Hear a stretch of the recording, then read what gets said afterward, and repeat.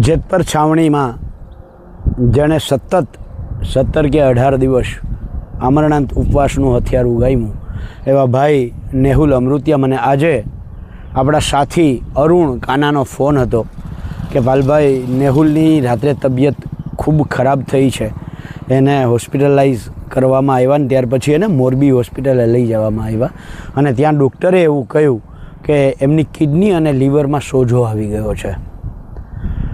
જે અમરનાથ ઉપવાસનો આપણે આમ તો કાયમી શીખ્યા છીએ નેહુલ કે આ કાળમીંઠ સરકાર સામે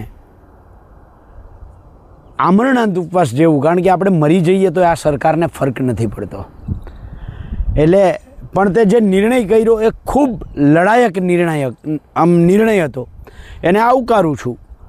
પણ અત્યારે જે રીતે મને ખબર પડી છે કે તારી તબિયત ખરાબ છે, કિડની અને લીવરમાં સોજો આવી ગયો છે અને ત્યારે બધાયના સમજાવવાથી તે જે નિર્ણય કર્યો છે પારણા કરવાનો, તો આ નિર્ણય ખરેખર ખૂબ સારો છે. આપણે ભાઈ પારણા કરીએ છીએ, લડાઈ નથી મૂકતા.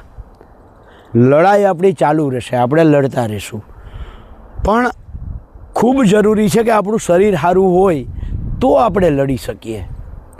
મને યાદ છે વિદ્યાર્થી નેતાગીરી કરતા સમયે સૌરાષ્ટ્ર યુનિવર્સિટીમાં હું 11 દિવસના મેં અનશન જ્યારે કર્યા હતા ત્યારે મારી 6 મહિના 8 મહિના નહીં, લગભગ 5-6 વર્ષ સુધી એ શરીરમાં જે અનબેલેન્સ થયું હતું એ ધીરે ધીરે બેલેન્સ થતાં વાર લાગે છે.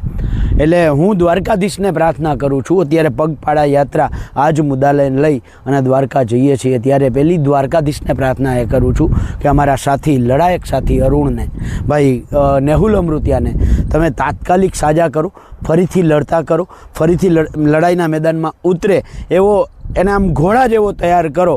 એટલે તાત્કાલિક તું હાજો થા અને ફરીથી લડાઈના મેદાનમાં આવ એવી દ્વારકાધીશને પ્રાર્થના સાથે જય જવાન, જય કિસાન, જય જગત.